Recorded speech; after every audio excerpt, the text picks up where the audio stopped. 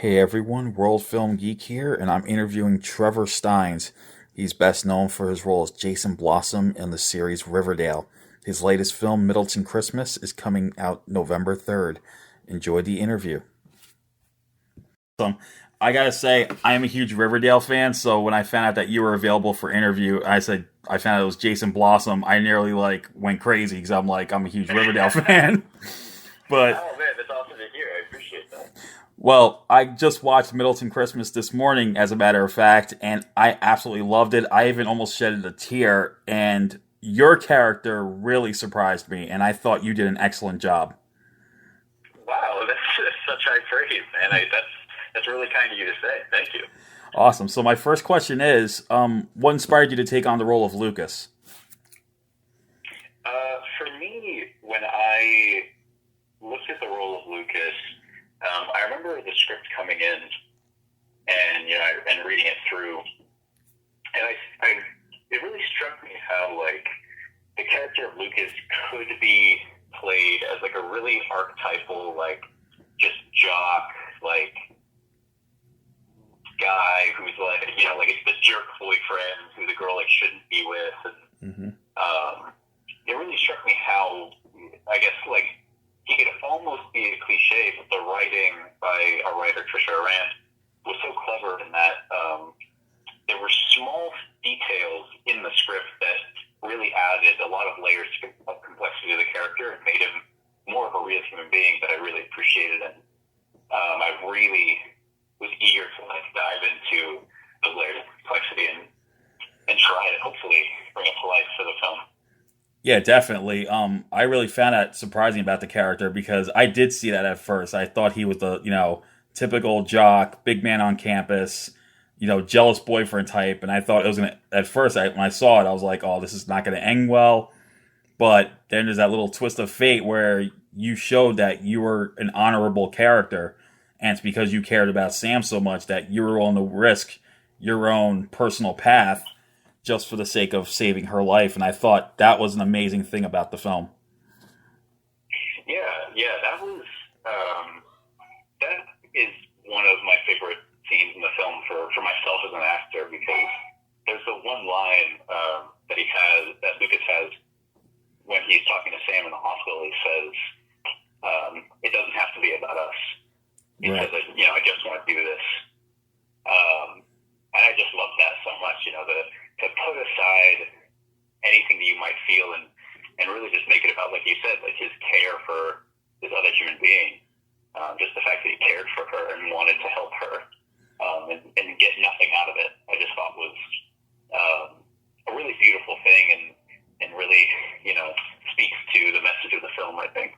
Definitely. And what I really liked was your chemistry with Kennedy Tucker and Michael Vardy. I mean, you guys were this love triangle, yet you could kind of tell that the character of Max wasn't really interested in her romantically at first.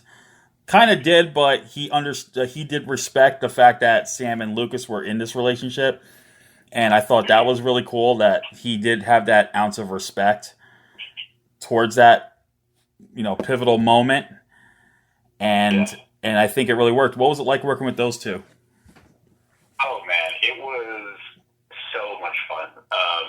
Kennedy is such a great scene, person to share a scene with, because she is just very knowledgeable about what she's doing, and she's very giving emotionally in a scene. She's always willing to talk through, what we're thinking and what we're feeling, what we want to accomplish. And Michael, honestly, is a riot. He is one of the funniest people I've ever met. It was actually really tough working beside him, because we had, we shared some kind of antagonistic scenes where we're Right. not really we don't like each other very much at the beginning of the film. Mm-hmm. And it was so difficult sometimes shooting the scenes where we had to kind of square up to each other and be like, "Oh, what's up?" Because I just could not stop laughing. Just Michael's the kind of guy, just looking at him makes you want to laugh. He's just such a great guy, and at the same time, very, very thoughtful about the work that he puts into every line and every scene that he does. He's one of the most thoughtful worked with. So working with them was a dream, and honestly, like, it makes me look at other projects that I have in the works and thinking about how I can work with them again. I want to contrive a way to get us all back together for another film. Oh, definitely. That's awesome. And you got to work with a couple of veterans there, Michael Pare, who's one of my all-time favorite actors, and Eileen Davidson. Did they help you out in terms of like giving you advice, because they're the veterans and you guys are like the relative newcomers? Did they able to offer anything on the set, or they just told you to go with it? Yeah, no, it was really interesting to work in that kind of environment, because there was, that's kind of something that we examined through making the film, that there's kind of this generation split with the cast, right? Is that you have these like people who have been working in the industry for a long time. Mm-hmm. They know what they're doing, and they're still like really passionate about it. And then you have kind of a younger set of cast members who are all very professional, but obviously just don't have the years of experience that like Eileen and Michael did. And I didn't share a scene with Michael Pare. Yeah. But I did like I got to talk with him, on set and everything.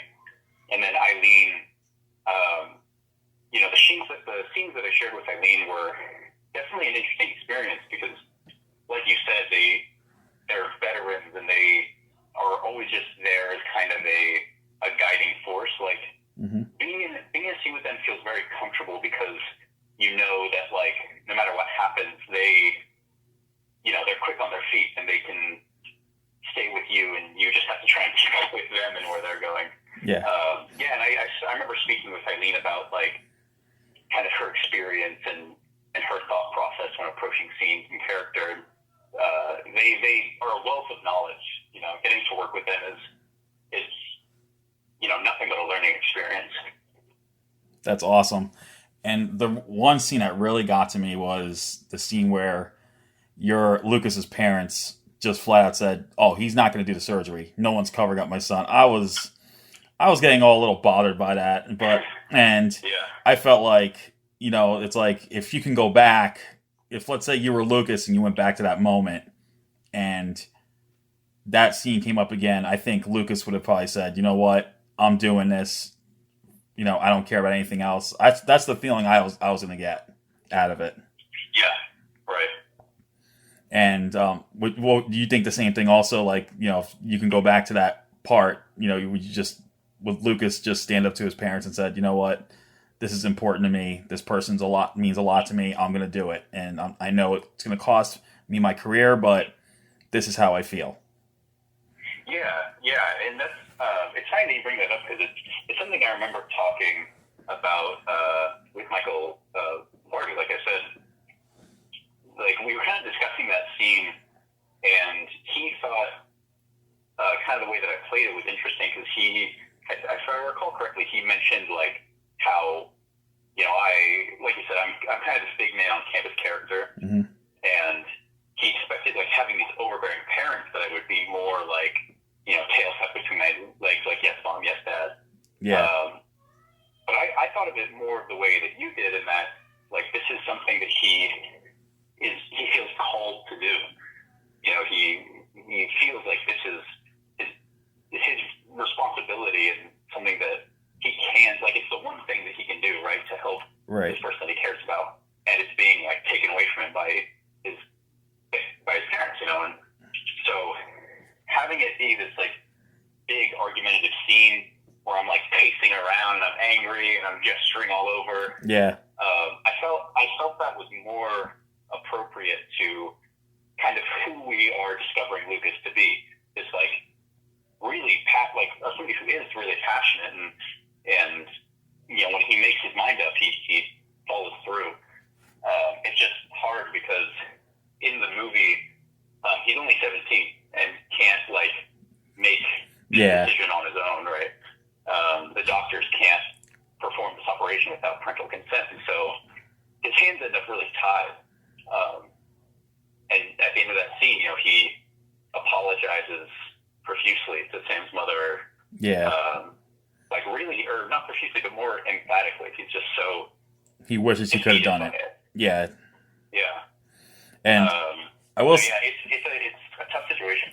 I will say this: when I first read the story and then I saw the scene when they mentioned what happened to both her kidneys, I could have sworn, like in my head, I was imagining that Max would have donated one, and I thought Lucas would have donated the other kidney had it gone so bad.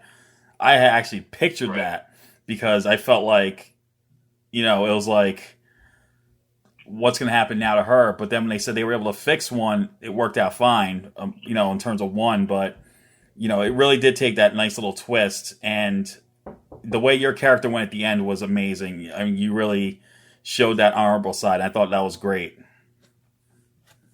Yeah, no, like I said, that was I think one of the great joys of getting to work on this film for me is getting to examine, because it's like a Christmas movie, and like when you think of a Christmas movie, there are a dozen cliches.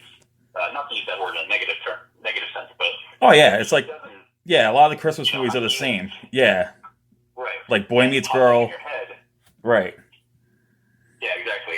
And getting to kind of try and like elevate I don't want to be too grandiose about it, but trying, I guess, to elevate the genre with maybe something that's a bit unique and has a new twist on something was what really drew me to the project. And I totally agree. It goes with like each individual character. I think each individual character brings something unique to the storytelling. So yeah, I totally agree. And I think this was, like I said, I'm used to watching these same old Hallmark Lifetime Christmas movies, and at last year I saw one that was different, Carol of the Bells. This year it's this movie, and I just felt like these two are above and beyond what we're used to when it comes to holiday movies. And that's why I like this one so much, because it was so different. The storytelling was so much different. I mean, it may have started out in a way like the old, like what you expect, but then comes the accident, and that just changes everything and makes it even more emotional. Yeah, I agree. So, finally, with TV and production back on the rise, are there any new projects in the works that you can talk about? Unfortunately, I have to be that guy and say, remain kind of tight-lipped. I don't have anything right now that's ready to be openly discussed. Okay. But, obviously, I can say that you haven't seen the last of me. I'll definitely, hopefully, be around. And, maybe we can chat again when I'm more ready to talk about that kind of stuff. Oh, definitely. And I'm hoping maybe sometime in the future we'll see Jason Blossom on Riverdale again. That's what I'm hoping in some aspects, because, like I said, you really surprised. Like, that first season really was amazing, and it's such a great show, and I still watch it to this day. So it's just amazing. I really appreciate that. Yeah, you never know. They always say in Riverdale, no one's ever truly dead. So exactly. Yeah. I swear, if I find out Jason Blossom will come back to life somehow, I'm gonna be rooting for you. I appreciate that. I'll take that as a thing. All right. So Middleton Christmas is coming out on demand tomorrow, and it's such a great emotional Christmas film that elevates what we're used to. And Trevor, thank you so much again for taking the time to talk about the movie. Anytime, man. I appreciate it. All right. You take care. You too. All right. Bye-bye.